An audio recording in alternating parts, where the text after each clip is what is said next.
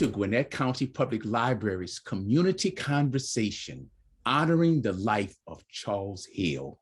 Our partner for this series is the Gwinnett Remembrance Coalition. I am Ron Goche. I am the Youth Services and Community Outreach Manager, and I'm delighted to be here. Tonight's moderator is Dr. Paul Grant.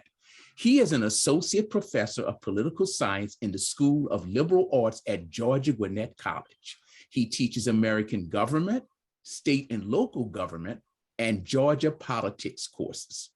His published and presented research topics. Dr. Grant studied the social, political, and economic climate of South Africa 10 years after the end of apartheid on a Fulbright Hays Fellowship. He is a member of GGC Sustainability Committee and co-founder of GCC Community Microforum. We're delighted to have you, Dr. Grant. Thank you, Ron. The past is never dead. It's actually not even past. So said William Faulkner. This evening's community conversation is about a horrific crime of racial violence that took place in Lawrenceville, Georgia in 1911. The crime was a murder perpetrated and sanctioned by the community. On April 7th, 1911, Charles Hale was lynched in downtown Lawrenceville on the courthouse square near the corner of Perry and Pike Streets. He was a Black farmer in his mid-30s. He was married to his wife, Willie, 20, and was the father of a 5-year-old daughter, Sarah. Mr. Hale was accused of assaulting a white woman, the wife of George W. Williams, a store owner on Pike Street. It is believed a mob forcibly removed him from a jail located just west of Pike Street and hanged him on a telegraph pole and shot him numerous times. Picture postcards were made of the lynching and sold, as was the common practice. However, this postcard of a lynching was unique because the manner in which the likely perpetrators pictured in the photo chose to mock him by placing a sign under his feet that read, "Please do not wake him." What happened to Mr. Hale was quite common in the South. Between the end of Reconstruction, 1877, and 1950, the Equal Justice Initiative identified 4,084 racial terror lynchings in the South. There were 594 lynchings in Georgia, and this was only second to Mississippi.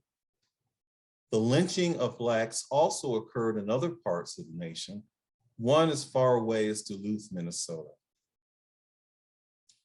The terror lynching of Mr. Hale was a common form of domestic terrorism used by whites to oppress Blacks. It is also too common that so little attention has been paid to our nation's history of lynching. Before the establishment of the National Memorial for Peace and Justice in Montgomery, Alabama in 2018, there had been little media coverage of lynchings in America. Most lynchings and the victims remain unknown today. In most cases, there are no markers or memorials to the victims. Mr. Charles Hale is one of many lynching victims who had been forgotten, but now there's an organized effort by a group of Gwinnett County citizens to educate the public about the injustice done to him and to remember him in downtown Lawrenceville on the courthouse square. This evening, we are joined by 2 Gwinnett County citizens leading the effort to remember Charles Hale. They are a part of the leadership in the Gwinnett Remembrance Coalition. Ray Harvin was raised in South Carolina and is a graduate of South Carolina State College. He retired from the U.S. Marine Corps as a lieutenant colonel in 2003, having served in Operation Desert Shield Desert Storm. Mr. Harvin retired from State Farm Insurance after 32 years of employment. He is a member of the NAACP, Vet 22, Frontline Community Services, and Rho Kappa Lambda chapter of Alpha Phi Alpha Incorporated, Lawrenceville, Georgia. Additionally, he has led a community men's Bible study. Ray is married to Deborah R. Harvin. They are parents to a son and daughter and have 2 granddaughters. They live in Swanee, and today he joins us as the co-facilitator of the Gwinnett Remembrance Committee. We are also joined by Steve Babb. Steve grew up in Southern California before moving to the Bay Area.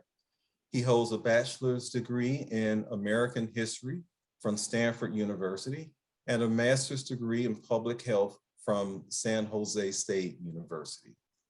He worked in public health, focusing on tobacco prevention. Mr. Babb recently retired from the Centers for Disease Control after serving there for almost 20 years. Steve and his wife of almost 30 years have 2 adult children who grew up in Gwinnett County. He has worked on social justice issues, including racial justice and immigration, for most of his adult life. Steve helped found the Gwinnett Remembrance Coalition in December 2019 and serves on its steering committee. We are also joined this evening by the niece of Charles and Willie Hale, Reverend Inger Williams. Reverend Williams is a pastoral and senior care director at Salem Baptist Church, where she has served for over 20 years. Reverend Williams is an ordained minister and previously served as chaplain at, I'm still trying to get used to saying this, right? Because it used to be Gwinnett Medical, right? Northside Gwinnett Hospital. You all correct me if I got it. Did I get that right, Reverend Williams? Yes. Still working on this change of name. She is the founder of Inger Williams Outreach Ministry, which has served the homeless, women's shelters, and nursing homes for over a decade. Reverend Williams is the author of Learning to Walk Again, an inspirational book offering healing through brokenness. Reverend Williams holds a Master's of Arts degree in Religious Studies and is currently completing a Doctorate of Ministry degree. Reverend Williams was born in Atlanta, Georgia. Welcome to all of you. Thank you for joining this evening. Let's go ahead and get started, because I know that we'll have a lot of questions about some of the very fine work that you've been doing. And I'd like to start with Ray and Steve, and both of you, because of the work you've been doing with the coalition. Ray, tell me, was there anything earlier in your life that sparked you, caused you to do this kind of social justice work? Hello, and thank you for the question. Yes, my parents have been were lifelong members of the NAACP. I grew up, became a man during the late 60s and the early 70s. And as soon as I was allowed, I got my card with the NAACP. So I lived through the civil rights movement, and I lived through the latter part of Vietnam. And issues surrounding Black folk was prevalent in our lives all of the time.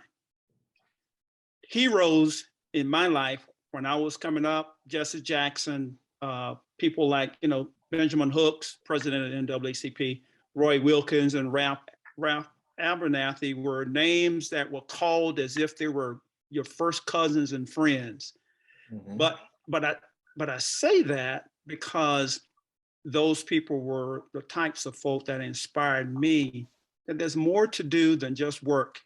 There's community work out there, and a lot of the things that I've done since becoming an adult was to work in the community, primarily in voting rights and in voting issues and supporting political figures in pursuit of the best results that we can get. And so that's how I got involved. I've always been involved in it, and the family was the lead in for me to do that. Steve, how did you get involved? What sparked your involvement over your lifetime with doing this kind of social justice, economic justice work? Thanks for the question. I mean, like Ray, I think a lot goes back to my parents. My father, he was kind of old school. He was an English professor, but he was a World War II Navy vet, and he did crew cut, and he was notoriously hard on his students. He was an English professor, but he was a dedicated anti-racist. And he marched in civil rights marches. This was in Southern California. I remember him going to Los Angeles. I remember distinctly the day after MLK's assassination, how upset both my parents were. And he wore a black armband to work. And I also have this distinct memory of some group had set up a table right outside a polling place supporting an anti-busing ballot measure. And I just remember, as a little boy, seeing my father go over to talk to them. And my dad was a big, imposing man. And I don't know what he said to them, but they got the heck out of there, within minutes. So that made an impression. Just briefly, my mom was first generation.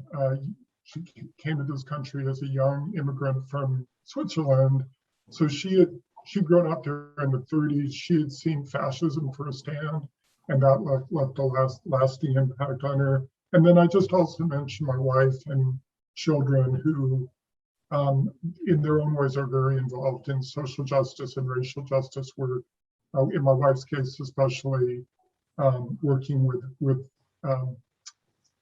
men and now women who were detained at Stewart Detention Center in Lumpkin, Georgia. So I've had some very positive role models. And then someone I didn't know, but who has been a major role model for me is Medgar Evers. I've always related to him because, like my dad, he was a World War II vet, and then came home and realized that, the rights he'd fought for overseas were not available to him at home. And I have so much admiration for his courage, because to stay in Mississippi, really, by the time he was killed, all of the other leaders there of the NAACP had either been killed or left, just given up and left. And he knew, I think much like MLK, he pretty much knew that his days were numbered, but he had the courage to stay there. And, he's buried in Arlington, and I've always looked up to him, and just, he's been a real, inspiration for me. I can appreciate that. I actually attended Medgar Evers Elementary School, so learned about him very early in life. Okay, well, let me also ask Steve,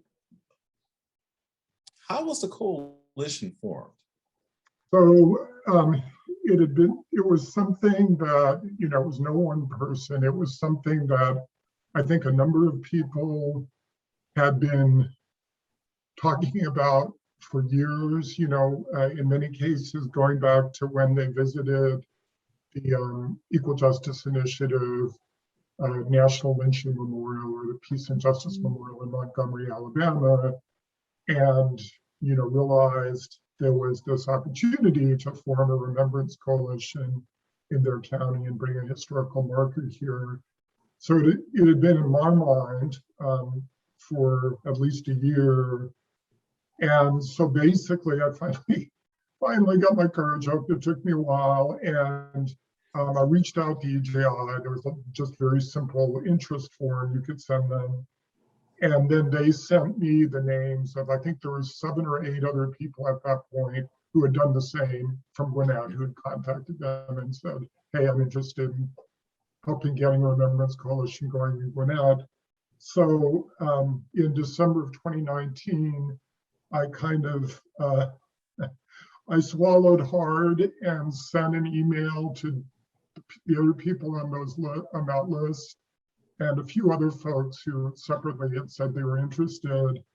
And we had a meeting at the church, the Unitarian church I belonged to.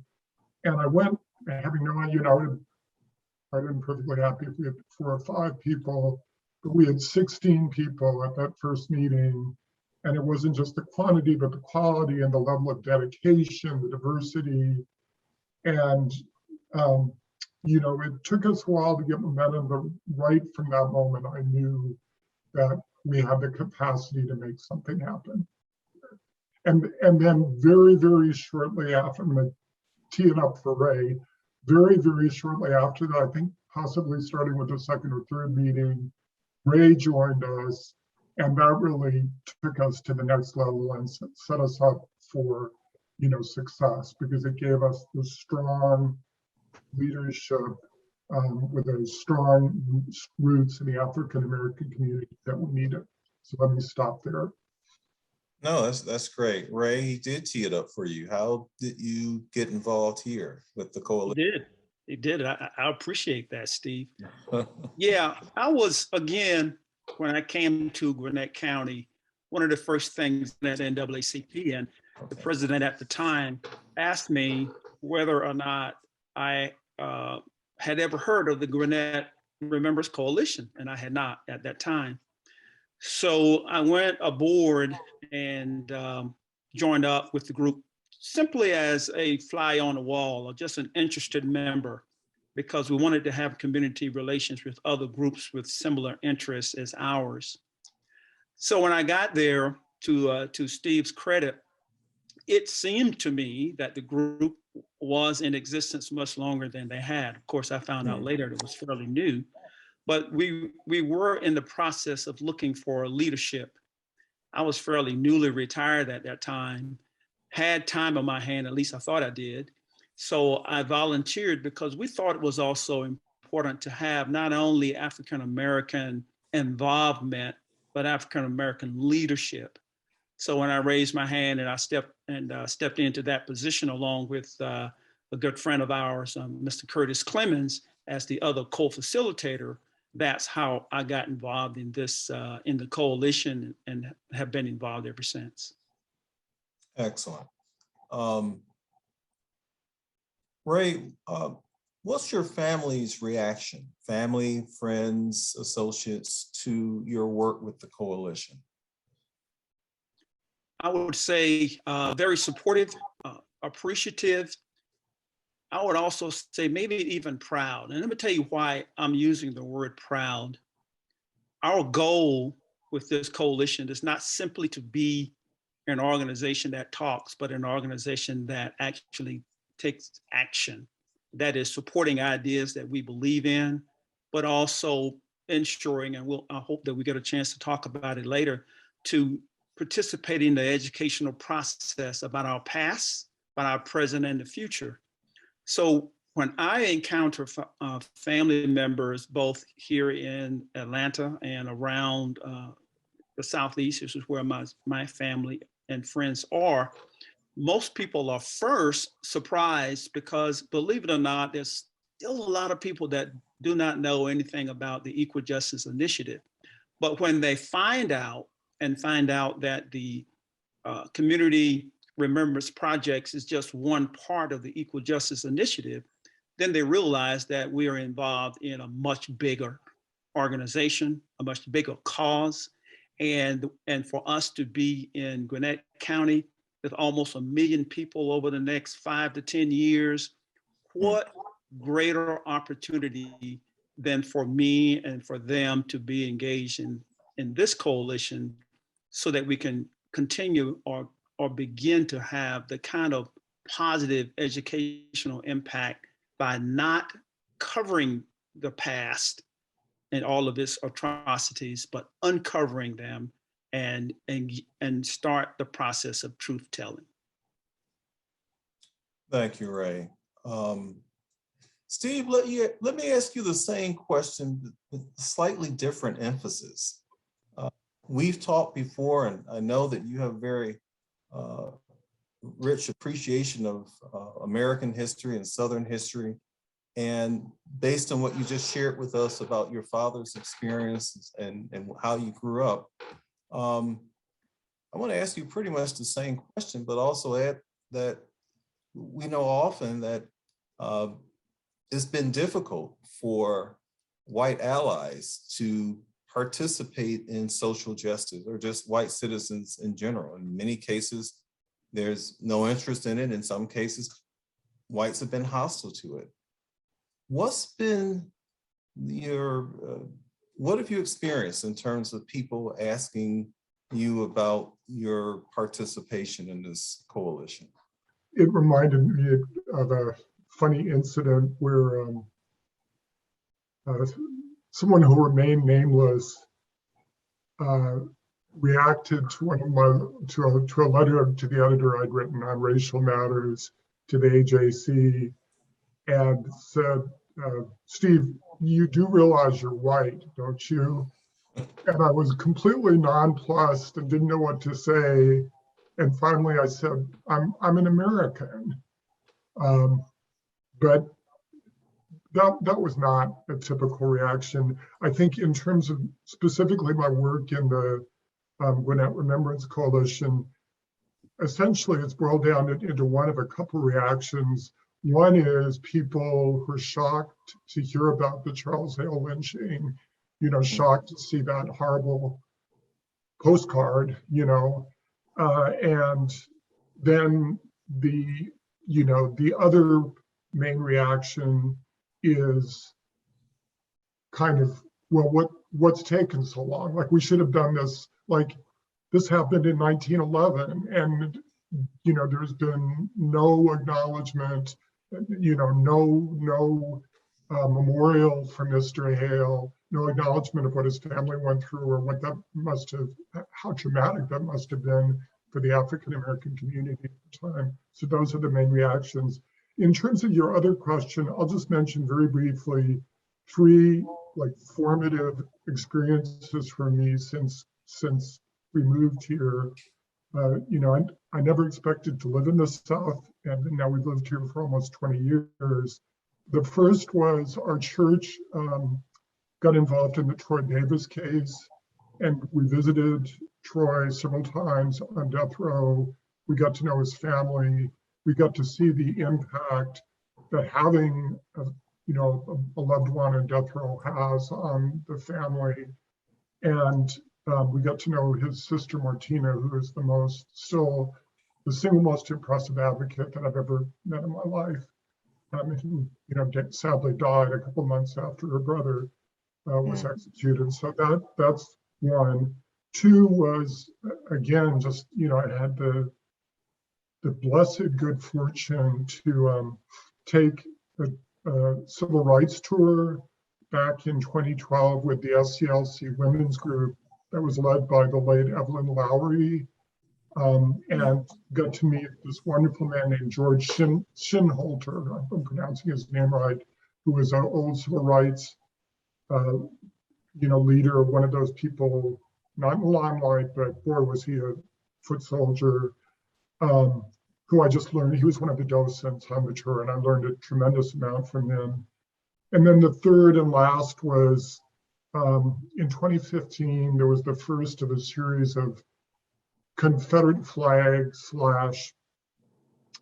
white power rallies at Stone Mountain. And I didn't know what to do. I felt like, boy, this is time to put my money where my mouth is, right? I've been reading all this stuff, but I was scared. I mean, I'm not ashamed to say I was frightened. And I went there, and there are all these, monster trucks with huge Confederate flags. And I ended up just sitting there kind of meekly, and I had one sign with the list of the people who've been killed in the Charleston church shooting, which just occurred recently, and another list with some other martyrs of the civil rights movement. And it turned into one of the best days of my life. I had so many positive interactions that day. So I think those three experiences, they helped educate me, give me role models, and kind of feel out my role, very modest role, as a limited role as a white ally for racial justice. Steve, you raised an interesting point. And I think some of us kind of talked about this before, the lack of knowledge, specifically about the Charles Hale lynching. And I had the opportunity to talk to two of our local historians. Unfortunately, Ms. Ruby Neal couldn't be with us this evening. I also had a chance, along with one of my good colleagues, Kate Balsley, to speak to Miss Mary Long, and unfortunately she passed away recently. But I think several of you know that she wrote a couple of books about Lawrenceville history. And I was surprised to find that neither of them really knew much about what happened to Charles Hale. They were not familiar with the lynching at all. So it kind of speaks to the fact that there's certainly a need for the work that you're doing. And of course, as I mentioned earlier, it's great that the fine work that Brian Stevenson's doing down in Montgomery, Alabama, at the memorial to make people aware. So thanks for sharing that. Ray, let me also ask, how has the coalition collaborated with Lawrenceville, Gwinnett County, other organizations that are local? I've been pleasantly surprised by the collaboration. Frankly, on our flyer and on our press releases, we use the word partnership. And one of the reasons we use that word is because we think that our relationship is better than a simple collaboration amongst strangers. And let me paint that picture a little bit. Back on June the 19th of 2021, when we had our soil and collection ceremony, prior to doing that, we had to reach out for assistance to the county and to the members of the organization. So at the outset, one of the first people we spoke to was Mayor Steele of Lawrenceville. And he said right away that he supported our efforts and that he wanted us to work as closely as we can with his staff.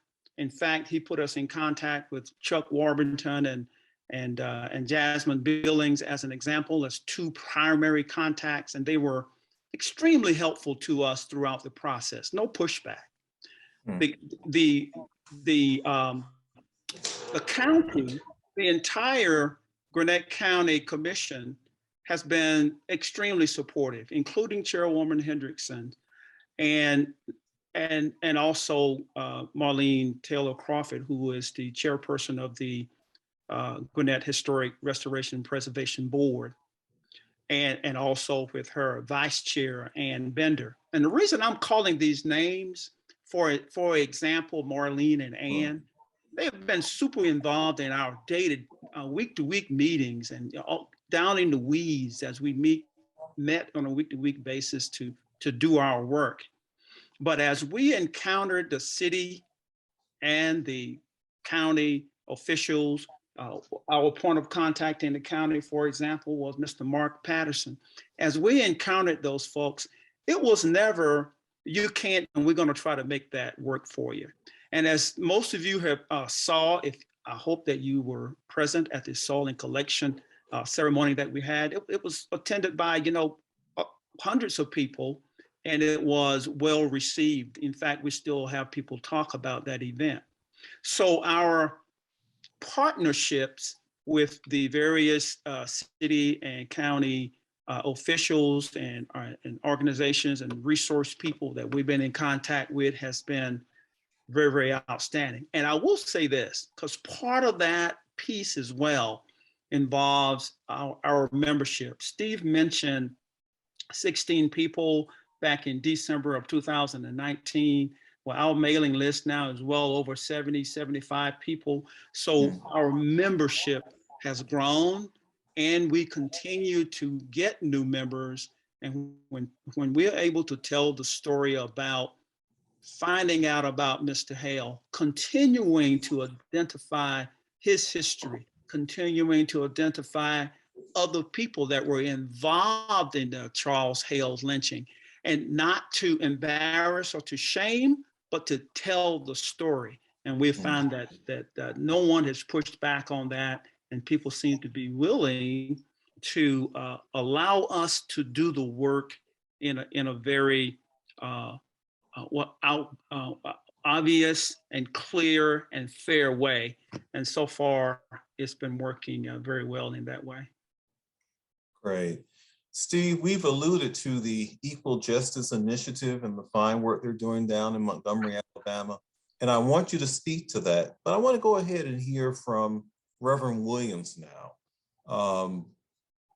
William, thank you for being with us this evening, and the way you've been participating in the efforts.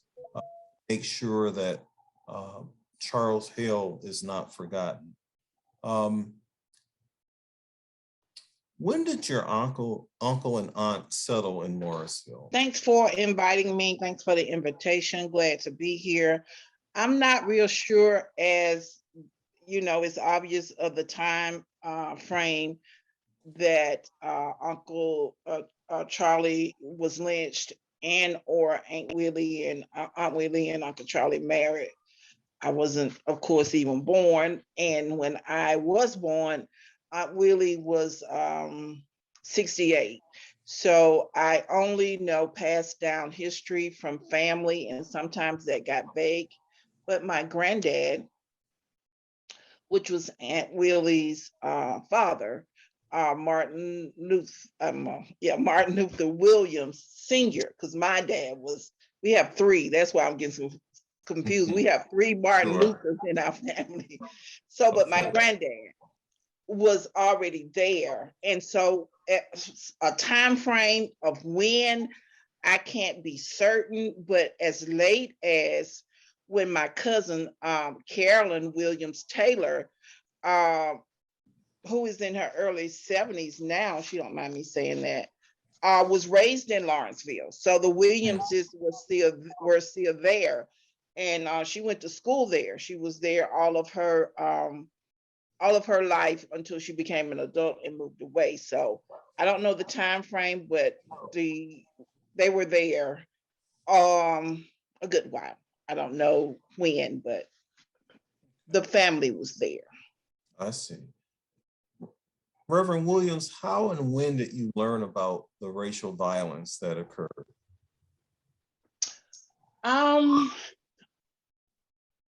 I learned at an early age.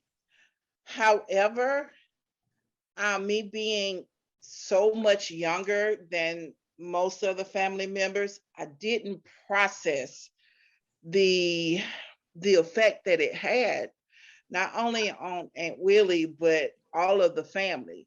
The story was told, and because it was so common, again, I just couldn't process the horrific crime. So I learned at a very early age, although not a lot of details. And that was in part because Aunt Willie was so protective of me. And she had held that, and she had lived with that. And so she mentioned it. My daddy would mention more than Aunt Willie would. So yeah, I was very young when I learned. Okay. And how would they talk about it? How did they try to explain it to you?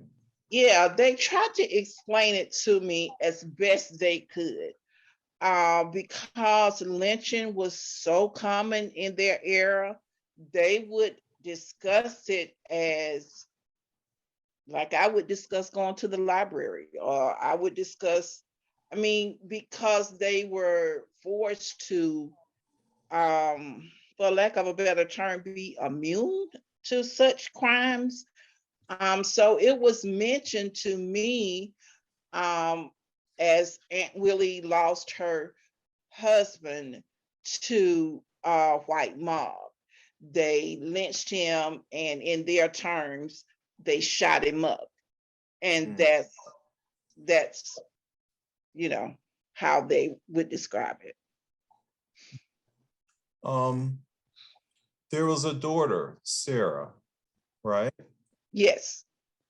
And what can you tell us about Sarah? Do you know anything about? I did not know a whole lot about Sarah because my Aunt Willie was so protective and private as it relates to protective of me knowing how horrific it was. I'm more than sure that she was that same protective with Sarah.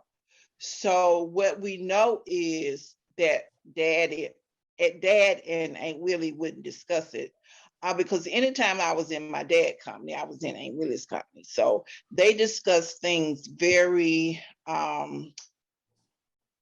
privately and to protect me. So I'm thinking she sent Sarah. Well, I know she sent Sarah away. The reason I think she sent Sarah away so that horrific thing she wouldn't have to live that out. She wouldn't have to live in the shadow of that. So I don't even think that Sarah knew. In fact, she changed her whole identity. She moved away, and Willie sent her away to some people that she wouldn't even let the family know who she sent them away to. But it was a white family. And they changed her name to Charlotte. So that's kind of all that's what was told in the family. It was very private transaction. She was sent away to California with some white people and changed her identity. That's fascinating and tragic at the same time. Yeah. Did you get to meet Sarah at all? I did not. No. Sarah was born. Yeah, I did not. She was born, that happened, sent away probably years before I was even born. So I think my dad met her, and we did a video from my dad. And my dad said he met her one time. In the video, I heard it because, like I said, he wouldn't say that to me, but he said he asked why was she bitter about being sent away? Because when she came home at early in adult age, she was hesitant. I don't think I ever told this story, but she was hesitant to meet Aunt Willie because she was bitter. No one had told her the story. And so my dad asked her, why are you bitter and why did you change your name? And she said that, she didn't know her and she didn't know that life and she didn't care to know it. So there you go. Did the Williams or Hale family make an attempt to try to find Sarah's descendants? I would assume that, I guess I'm making an assumption that maybe she had children, maybe she married.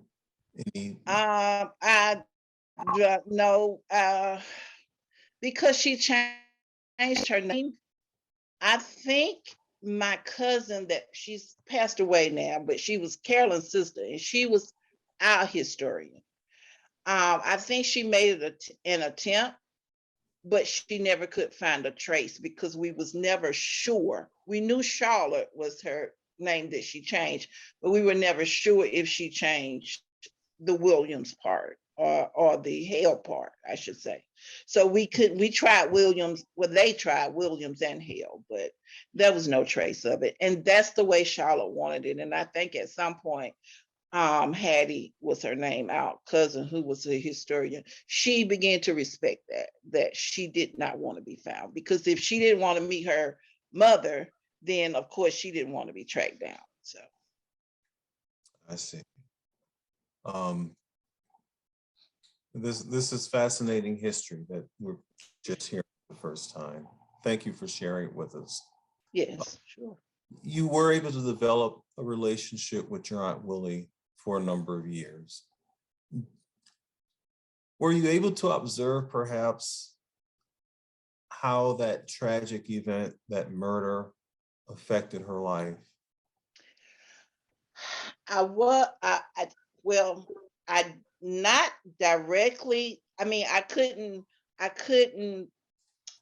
put the incident directly to how I perceived Aunt Willie growing up, because all my life I just knew Aunt Willie. But what I knew about Aunt Willie, and I just thought it was just, you know, uh, because my dad was the same way, the personality. Their personality was like stern, and when they said something, you knew they meant it, you knew to do it. So I thought, oh, she's mean, but she wasn't mean.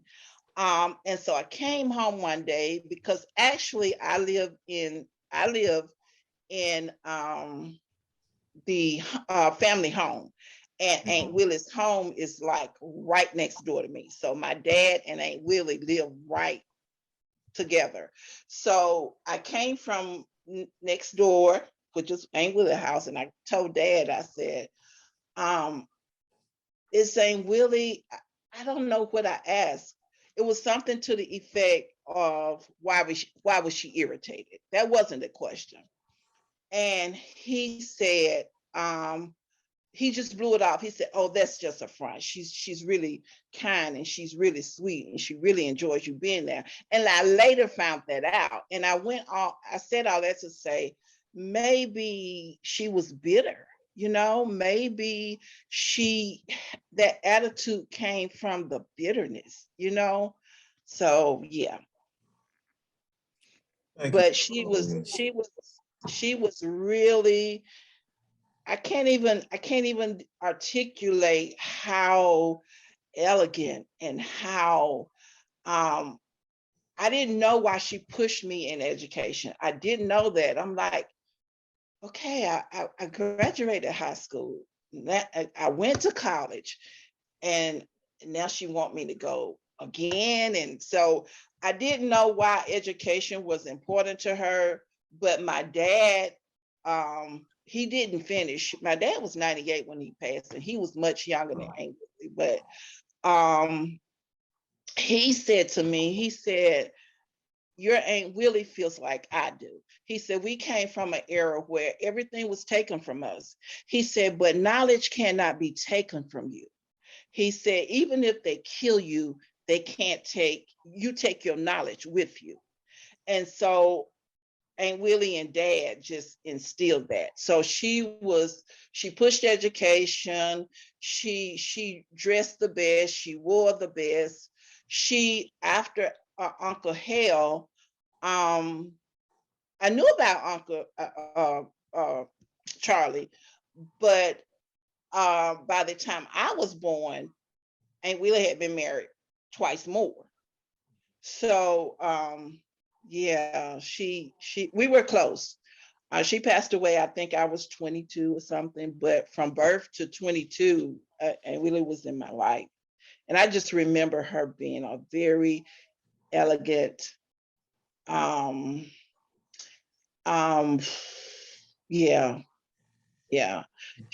Her word was her bond. That's just the way she lived.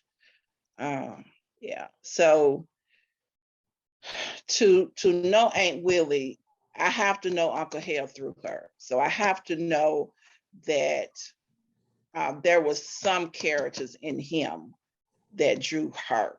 I have to believe that. I didn't, of course, get to meet him, but from knowing her, I would have to believe that he was a man of honor, I want to say.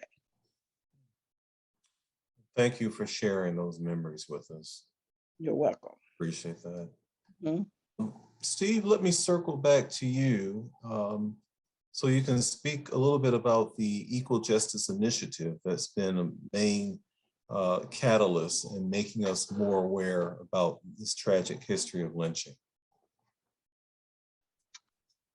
Sure, yeah, well, it's one of the most impressive organizations that I've ever had the privilege to work with. They're based out of Montgomery. They're a 501c3. They were founded by Brian Stevenson, who people may have heard of.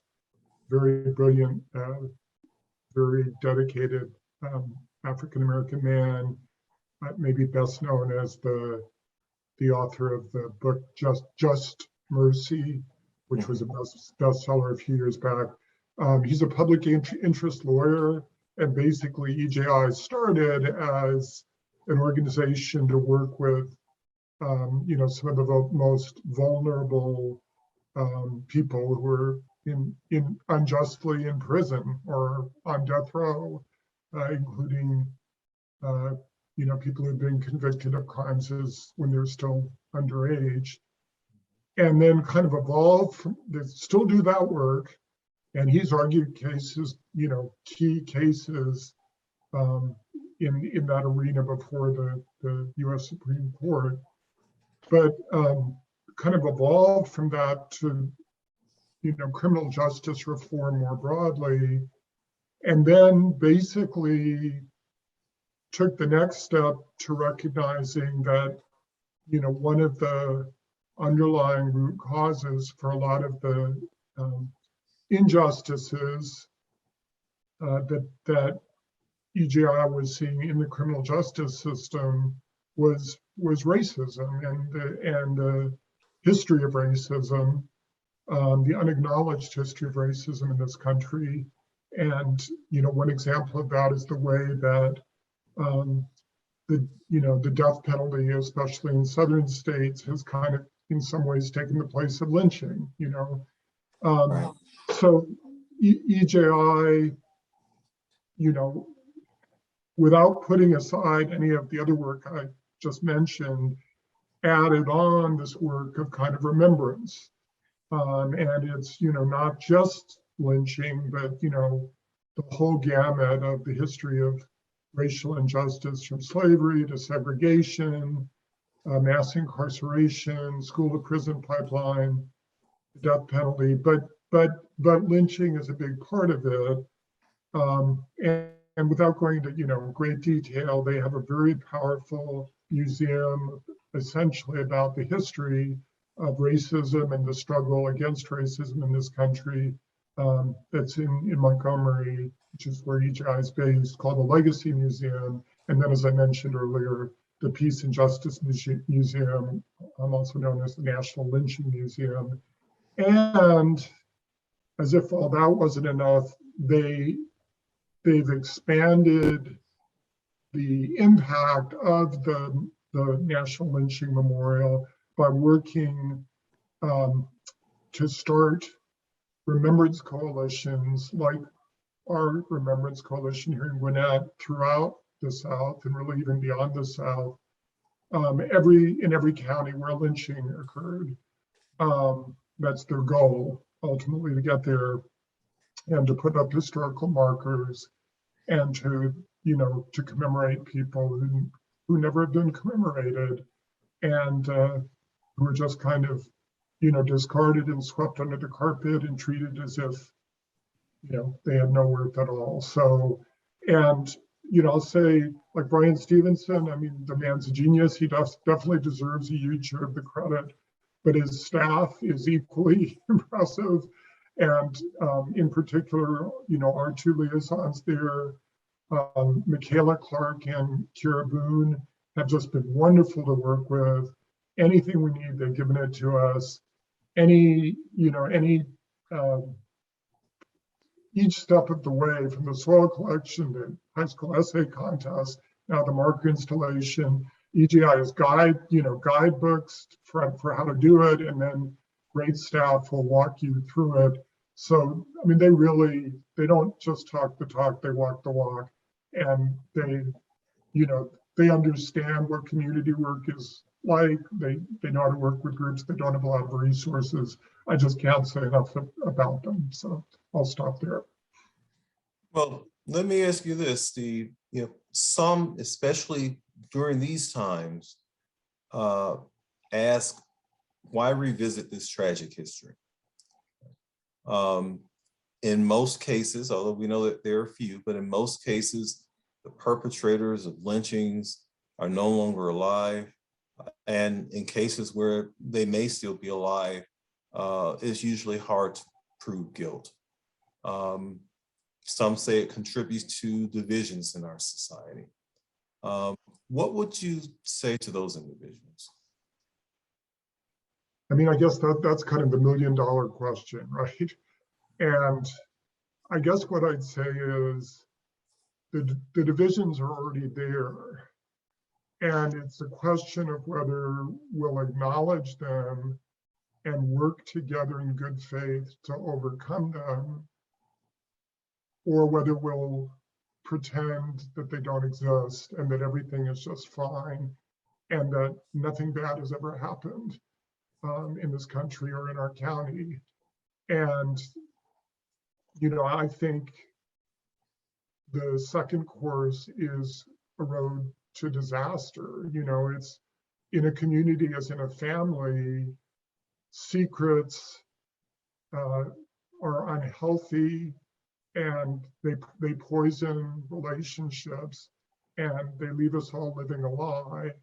And, you know, just to underline what Reverend Williams and Dr. Grant, what you described, I mean, Charles Hale was not lynched out in the woods by a few, you know, handful of men furtively. It was a public spectacle lynching. Hundreds of people participated, and then additional hundreds, you know, came out to pose with his violated body, you know, and get the pictures taken and have a postcard made of it, and then proudly circulate the postcard. And by the way, this was not exceptional, as you mentioned. In fact, lynching postcards became so common that the US Postal Service actually banned them, and then they started being sent in envelopes to get around that. So, you know, anyway, so it was very public. I mean, a large proportion of Lawrenceville and Gwinnett County's white population witnessed it, and I think probably everybody must have known about it. And we're gonna just sweep that under the rug and pretend that never happened. That isn't. I don't think that's healthy for anybody. And I mean, I could go on, but there's this.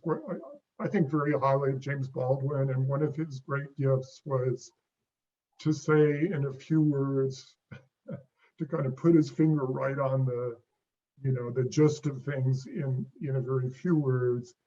And here's a quote that says, "Not everything that is faced can be changed, but nothing can be changed until it is faced." And to me, that's what it boils down to, that the first step is taking a hard look at some hard truths in our history. And it's not a question of blame or guilt, it's just acknowledgement. And doing that honestly then lays the groundwork for the hard work of healing and truth-telling and ultimately reconciliation. And that's good for all of us. And if we don't do that, we're stuck. And we keep repeating the same cycles over and over. One step forward, two step back, a little bit of progress on race, backlash. And I'm not speaking for anyone but myself here, but, you know, I think I'd be remiss. I mean, we're on the anniversary of a really horrible event in our country's history. And when I started seeing the images from the Capitol, something kept nagging in my mind. And it's like, this reminds me of something. This reminds me of something. And I finally realized it was reminding me of the horrible postcard of Charles Hale, because it was this white mob looking at the camera proudly because they were confident they had complete impunity to take the law into their own hands. And we've got to get past that. We've got to be better. You know, we've got to be better than that. And I think we've got a long way to go. But one of the nice things about our little coalition is we start small, and I think that's where you got to start. We start at the local level, and I hope and I believe that in the way we conduct our business among ourselves, we try and mirror the right relationships that ultimately we hope, will build throughout our society. Don't always succeed, fall down every day, but we try. And so, sorry, that's a long-winded answer, but that's my best effort. It's an important question. It's a hard question. No, and it was a great answer. Thank you. Reverend Williams, clearly you feel a responsibility to make sure that your uncle was not forgotten. What do you hope to see from the work that's being done by the coalition, by EJI and others that are trying to bring this tragic history of lynching to light in the US? In my dream world in the United States of America, I would wish that every Black man, and I say man because that's exactly what I meant, because you destroy the Black man, there goes the Black community, in my opinion. So I would wish that every Black man's name would be spoken in the United States. Just speak their name. They were human. And in a perfect world, if nothing else, can we just speak their name? If it's 500, I don't know. I didn't look up the statistics, but whatever that number is, if we can speak their names and say they were men and they had families, if they had they did have families. So in a perfect world, in the United States of America, speak their names and say and admit that they were done wrong. Can we just say that? That's all. Because their life was taken already. So just speak their names. I don't know why that's so important to me, but I didn't even know Uncle Charlie, but I just picked up Uncle Charlie when I mentioned Aunt Willie. I can't mention Aunt Willie without mentioning Uncle Charlie, because to me, that he is part of my family, and to speak his name is important to me. For most of his family, the Williams family, at least that I know, to go on and live life and do our best to educate ourselves and lead an honest and decent life, it honors him. It says that this is who Charles Hale was. And if I could do that for every Black man in America, I would be happy. Thank you. Ray, we're near the— I was going to say, please ask me that something similar to that, because I'm holding back. But were you going to ask me to just comment? Well, I'm going to ask you that as we're near the end of the hour, but I'm also going to want to know what's next for You bet. Remembrance Coalition.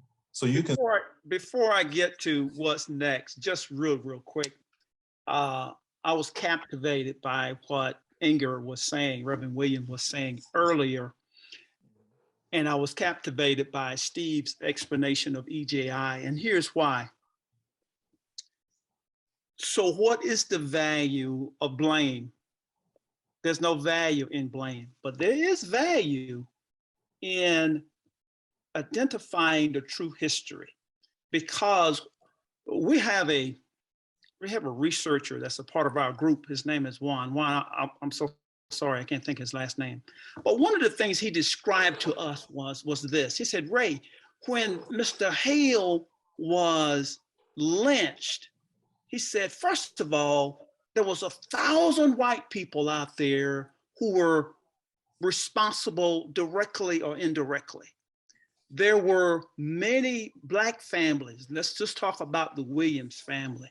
They either migrated or they had to move or they had to change their life circumstances because the times they couldn't call the sheriff and say, I need help, because the sheriff was complicit in this particular incident.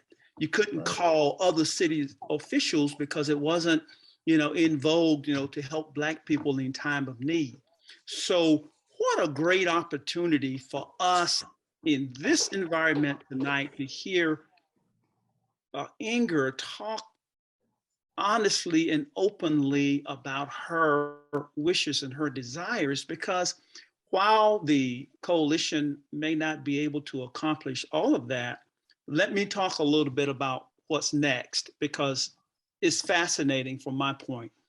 Earlier, I probably should have mentioned that the Gwinnett Library System is also a partner with us. Tonight's community conversation is our first partnership together to start educating the community. But let me back up. What's next for us? We are in the process of developing an educational kiosk that is designed around first expanding on the research of the life of Mr. Charles Hale, his parents, as far back as we can go, any siblings or any relatives that we can identify, but also identify the white people in his life, because he was affected by white people, not in an anger, not in an emotional way, but in a way to say, this history belongs to the Gwinnett County residents of the time. They now have relatives that are still living in Gwinnett County.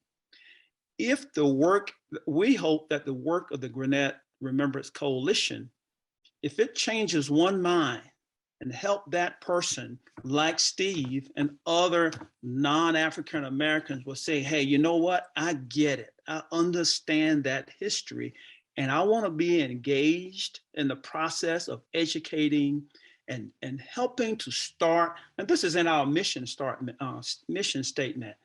helping to start open conversations about our history, about why things happen, and about what can be done in the future.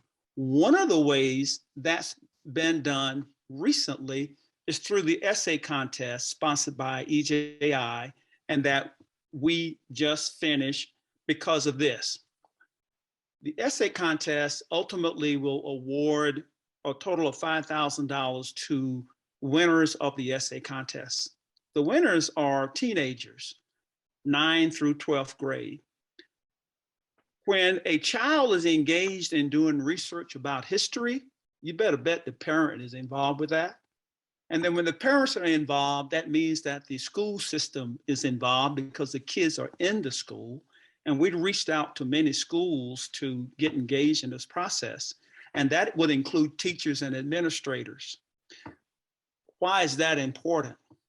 There is the beginning of a learning process of some people who may not have ever taken the time to do specific African-American studies and African-American research.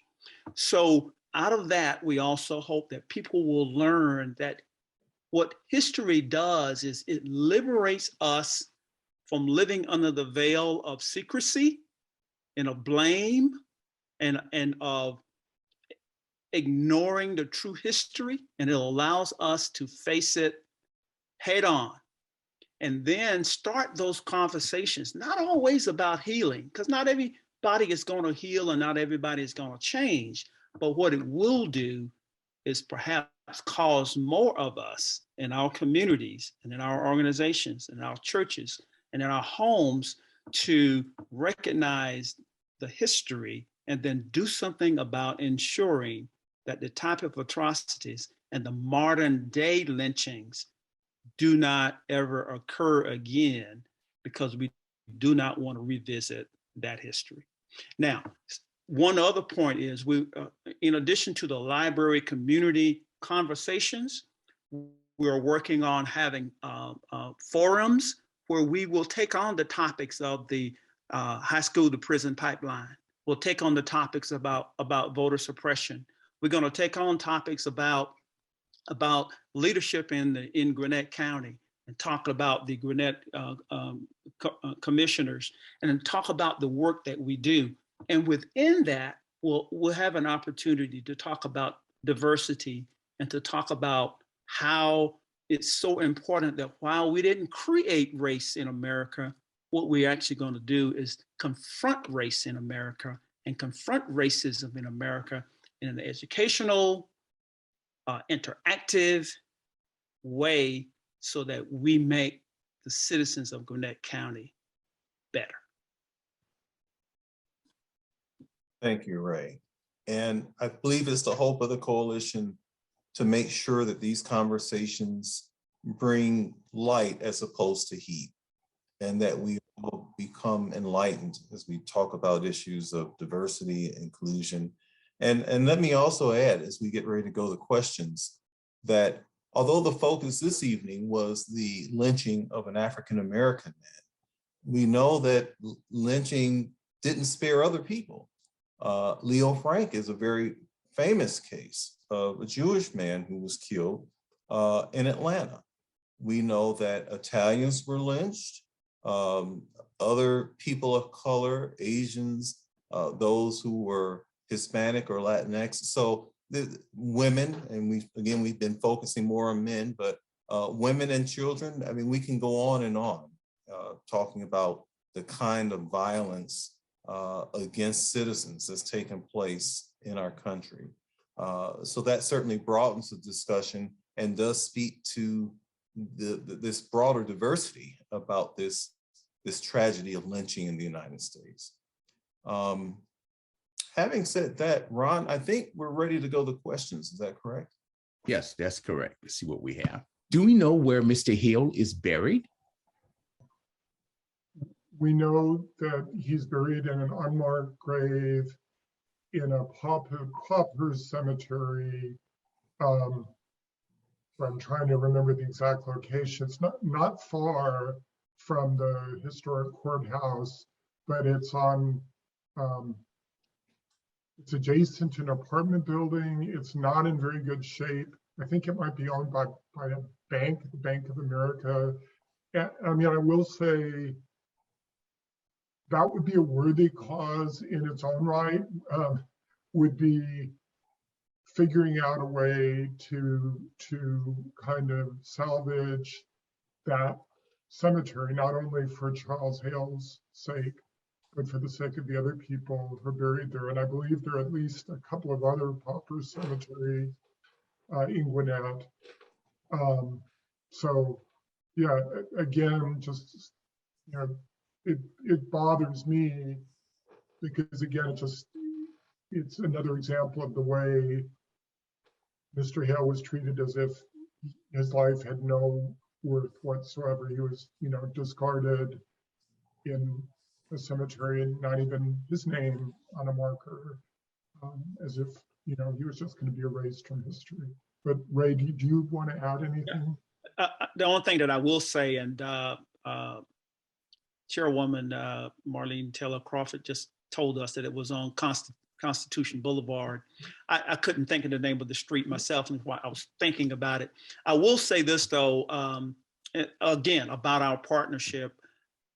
Commissioner Foscue, Marlene Foscue, did a great thing during our assault and collection ceremony back in June, because she had a bus that would take people over to the pauper site to see where it was. And she made some arrangements to have some people to kind of clean it up just a little bit. So I will mention, to reemphasize what Steve said, one of the goals, or at least one of the aspirations of the coalition, is to look more closely into that particular pauper's cemetery. And if we can further identify Mr. Hale is actually there, and maybe if he isn't, is to take that on as a project to keep it clean and identify it, and maybe put a marker there if we can make that certain that where he is. So that's what we know about it. And we have one final question. How might schools make contact with you? What age students do you generally work with? Gee whiz, that's a good question. Let me say this first. I've been waiting for an opportunity, a window to say this, because we've been talking, we've been using the word, white men and whites in the past, and surely that's the way the past has been. But the membership of the Gwinnett Remembrance Coalition is a true rainbow coalition of individuals from every ethnicity that you can think of, religious background, male, female. It's tremendous. And the reason that is important, only recently had we been intentional about reaching out to young people. We have a website. You can Google Gwinnett Remembrance Coalition. Or if you wanted to type it in right away, you could just type in Gwinnett-remembrance.weebly.com. But the easiest way is to Google it. There you will find out who we are. You'll find out about our mission. You'll find out how to volunteer. You'll have a contact information. And for others of you who have friends or of yourself, if you want to donate, you can actually even donate to the Gwinnett Remembrance Coalition.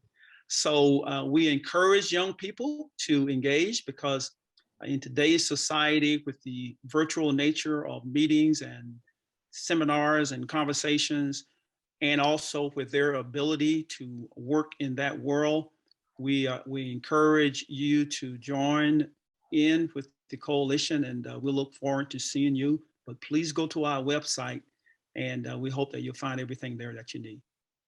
And I just saw Jennifer Hammond, one of our stalwart members, reminding for younger folks than Ray and me that we also are on Facebook, Twitter, and Instagram as well. There you go. So. That's important, Steve. I'm glad you shared that. Great. Well, I guess we can wrap up if there are final thoughts, comments. I have one or two, but Reverend Inger, would you like to go first? I'm sorry, Reverend Williams? No, just to say thank you for the invitation and to be a part of it. Thank you for being with us this evening. Mm-hmm. Ray, Steve? Yeah, I'll go ahead. I just want to reemphasize again how appreciative we are on behalf of the Gwinnett Remembrance Coalition to work so closely with the Gwinnett Library system. I did not hear the names of those individuals called, Dr. Grant, but if we had. Been having minor technical problems. I do have the names. But beyond that. I do have the names. Okay, good. When I'm done, if you would just share that with you. But I sure will. My final comments would be the work of the Gwinnett Remembrance Coalition, despite the fact that it's been going on for 2 years, has really just begun. There are other individuals who were lynched in Gwinnett County, but we don't have all of the information that we need to do a complete soil and collection ceremony or have enough information to install another marker. It may be a long time before we do that, but based on what we know today, when we install the marker for Mr. Charles Hale on January the 15th at the corner of Pike and Perry Streets on the Perry Street side, it's going to look very different, but it's going to look a lot different from many of the sites that you've seen in the past, because it's going to look literally like a memorial to Mr. Charles Hale. I mentioned that from the standpoint of the education, the conversations as people in Gwinnett County are walking around the old courthouse building from the 15th forward. They will always have an opportunity to stop to learn about Mr. Charles Hale on the one side of the marker and to learn about the lynchings in America on the other. And we think that that's going to be such a great opportunity for all Gwinnettians and visitors from all over the country to know the work that the coalition has done in partnership with the city and the county, and now with our library system. So I thank everybody for your participation and your partnership with us, and we look forward to the work that we're going to do in the future. And then lastly, I am blown away by the involvement of Inger. I call her Inger because when I first met her, everybody, her name was Inger. And she told me and said, Ray, just for this, I'm gonna let you call me Reverend, but I've always referred to her as Inger. And we have a unique relationship now as a result of finding out about Mr. Hale. And I look forward to working with her as well and her family as we continue to expand our knowledge about him and that family. So thank you very much, Inger, for that as well. Mm-hmm. Steve? So I'm being reminded we should also acknowledge for sure the Gwinnett Public School System and the Buford Public School System as well for the phenomenal job that they did in working with our coalition's essay contest in getting out, you know, just a really overwhelming response in terms of the number of students who submitted essays. And I'll just, you know, I just want to acknowledge this probably wasn't the easiest atmosphere to, you know, to do that in. Sure. It maybe took some courage for some of the teachers and other people, given the wider currents that are swirling around us. Because, you know, again, you know, I come back to the quote by James Baldwin, not everything that is faced can be changed, but nothing can be changed until it is faced. And, you know, I think unfortunately there are some forces in our society who don't want things to be changed, and therefore they don't want things to be faced.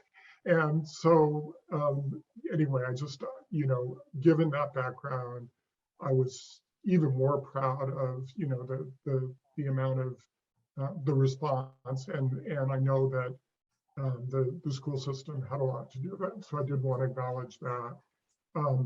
I guess a couple points.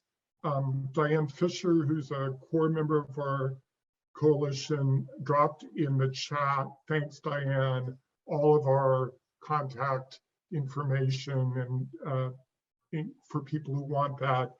And also, if you just want to reach out to us directly, this is a long string of words, but if you just email Gwinnett Remembrance Project, all one word, that's Gwinnett Remembrance Project @gmail.com, that will come to us and you'll get a response. But that's just one of a variety of ways you can reach us. And I'll just I think just close with two very brief things. Again, I want to really pay homage to Reverend Williams for putting a human face. You know, we read about all this in the abstract, but you know, your willingness to share, and I can imagine that it cannot have been easy to share, you know, what you and your family went through, you know, makes it real. And I just really honor and appreciate that. And I also want to acknowledge Ms. Ruby Neal, who couldn't be with us today, but who is, you know, a huge historian of the African-American community in Gwinnett. And Ray, correct me if I'm wrong, but I think she's the one who put us in touch with Reverend Williams in the first place and kind of did that detective work. So we wish her well for speedy recovery. She's under the weather, and she's just a remarkable person, and hopefully we can have her on one of these webinars in the future. And you know, the last couple of things I'll mention, you know, the experience that Reverend Williams mentioned of a lynching leading to people, you know, it basically breaking up families and leading to people leaving town was by no means atypical. In fact, EJI talks about how lynchings were one of the big drivers of the Great Migration, you know, that people who had had a family member lynched or were threatened with lynching themselves You know, that was a major driver. They were kind of refugees from lynching. And the very last thing I want to say, you know, we talked a lot about some very kind of disturbing and dark things tonight, but there's this other side to it. There's this other side to the history of, you know, of African Americans in Gwinnett and of people who care about justice in Gwinnett. There's been pushback against this injustice. And, you know, just as one example of that, there was an effort essentially to ethnically cleanse Gwinnett in the same way that Forsyth County was largely ethnically cleansed for decades. And I think Charles Hale's lynching was part of that. But there was a response to that, and part of that response was a prominent local African-American family, the Livesey family, bought a tract of land out of this pre-existing plantation called the Promised Land and made that available. And I'm vastly oversimplifying here and probably getting things wrong, but essentially made it available to African Americans for businesses and as a base of operations.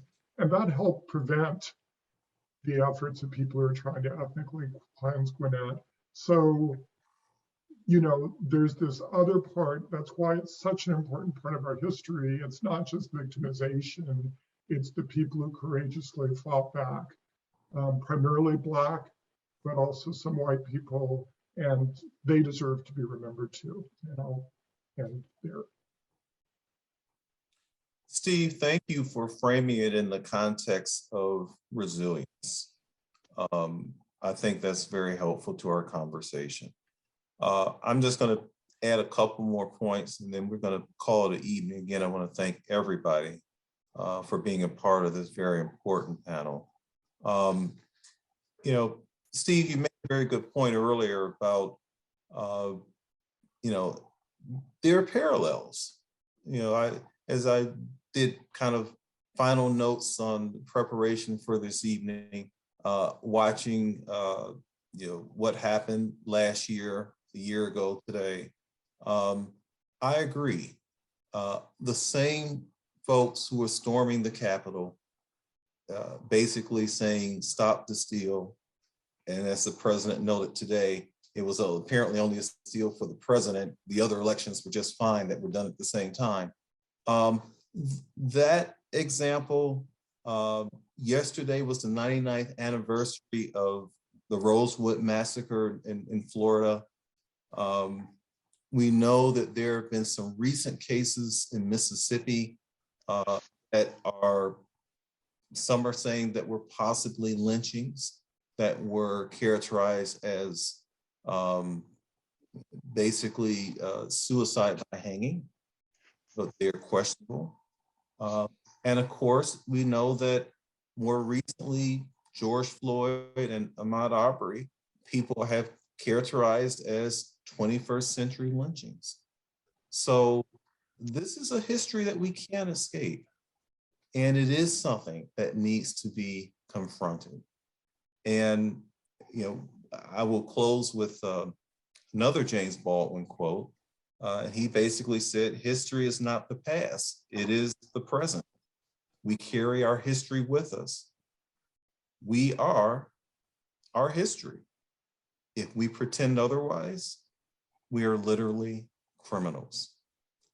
So I want to again thank all of you on the panel this evening for making sure that we carry our history forward and that we understand it within the context of today as well as the future. I do want to thank the library staff this evening. And she's not with us this evening, but I think all this started off with Denise Auger, who initially got us together. And of course, Miriam was with us earlier, and I believe she's still with us, Meyer, and of course, Ron and Gathier. Am I pronouncing it correctly, Ron? It's Gautier, Cajun Gautier. French, Ah, and nobody French. I gets should that, have so it's known. okay. Yeah, 4 years of French, and to talk to the liberal arts associate dean, see if I can get a little help there. It's totally okay. Thank you for your assistance today. I also want to send a shout out to other people who are involved in the coalition, specifically with the Social Justice Committee, who I've been working with, and that's Kevin Collins and Samia Abdul.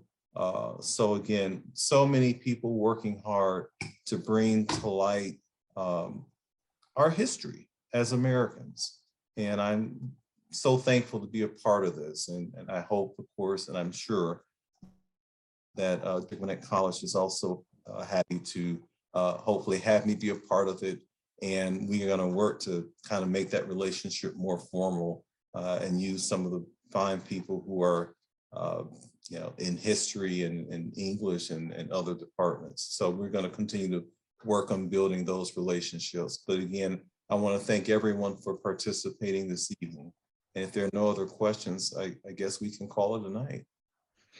Good night. Good night, everyone. All right. Thank Right. you. Good night, everybody. Thank you. Thanks to the library system.